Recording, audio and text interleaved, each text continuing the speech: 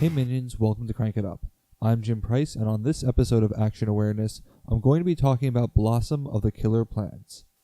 Blossom seems like a very powerful action on paper. Play up to 3 extra minions that all have the same name.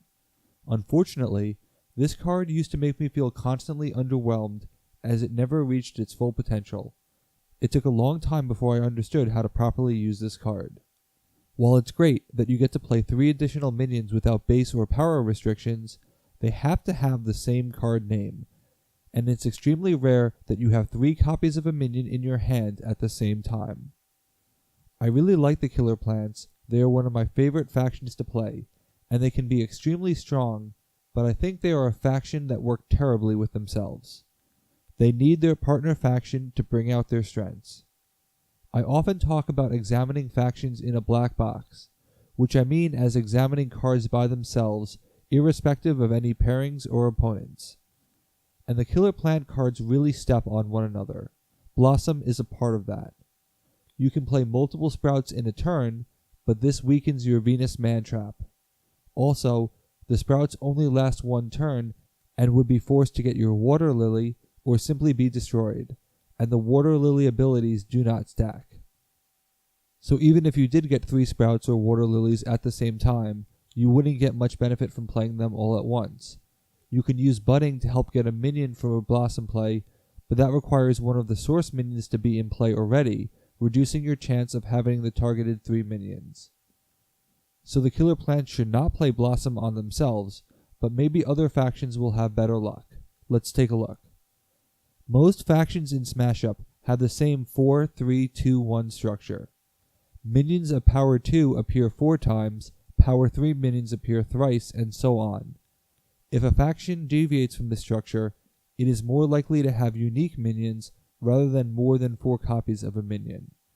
Since there are no power restrictions, a lot of the utility of Blossom will come from minions that appear 3 or more times, which will usually be Power 2 or Power 3 minions. This means that you are limiting what your sprouts can retrieve, further proving that the Killer Plants step on each other. Additionally, if you are holding on to these minions in your hand as part of a future Blossom play, my personal opinion is that you should get a reward for your patience when you finally do play them.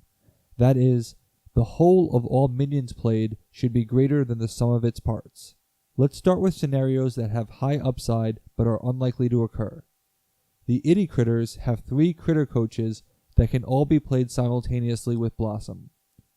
Each critter coach would be able to summon an additional minion of Power 2 for a total of 18 base power.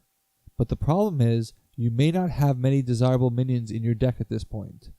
If you did, I would question what minions you had been playing the entire game, unless you were lucky enough to draw exactly all 3 critter coaches early in the game.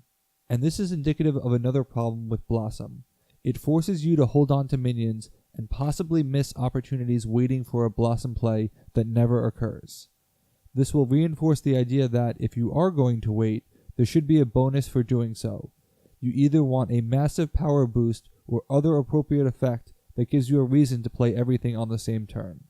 The War Raptors are an interesting choice for Blossom because of their growth chart.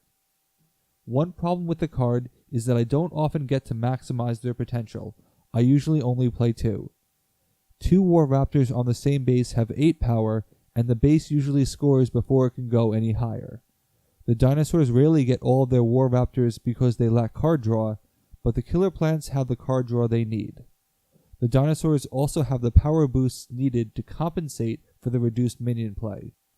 And there is a definite advantage of going from 0 to 15 power courtesy of 3 War Raptors in a single turn. If you are lucky to get all 4, you can go from 0 to 24 in a single turn, which can break most bases by themselves. This is the type of combo to look for. Another option is the locals of the Innsmouth. The Innsmouth have 10 copies of the locals, so you shouldn't have any trouble acquiring 3. However, you do not need to, as each locals has a chance to put more locals into your hand. Blossom lets you play up to 3 extra minions, but in Phase 2, extra minion plays can be banked. This means you can play 1 local with a decent chance to pull in the next locals in the chain. This works well because it allows Blossom to be played proactively instead of reactively, and the Innsmouth definitely need the extra plays. Even if you only had 2 in your hand at the start, which is more than reasonable, you have 6 chances to draw the third, and I like those odds. If you are playing as the Mythic Greeks, the Argonaut makes a great Blossom play with Odysseus or Heracles, preferably Heracles as his power boosts do not last from turn to turn, so you want to use him on a big play. You can play Heracles for 4 power, then play Blossom, which will take you to 5. Each Argonaut will add 3 power, 2 for the minion itself and 1 for triggering the action, which generates 14 power total. Play all of this on the wooden horse and you will generate an additional 8 power, 2 per action played. This makes for a great 2-base combo since you can play the Argonauts anywhere and still get the wooden horse power. If you have the Elder Things, Bayaki makes for a great Blossom play as well. If you wait for a player to be on a base, you can play 3 at the same time to make them draw 3 Madness cards all at once. I definitely believe there's an advantage to making them draw the cards all at once as opposed to on 3 individual turns. Drawing them at the same time may force your opponents to discard cards on their turn. Since they do not want to discard Madness, since it's harder to get rid of in the discard pile, this may force them to burn through good cards while also requiring them to waste actions returning Madness to the deck.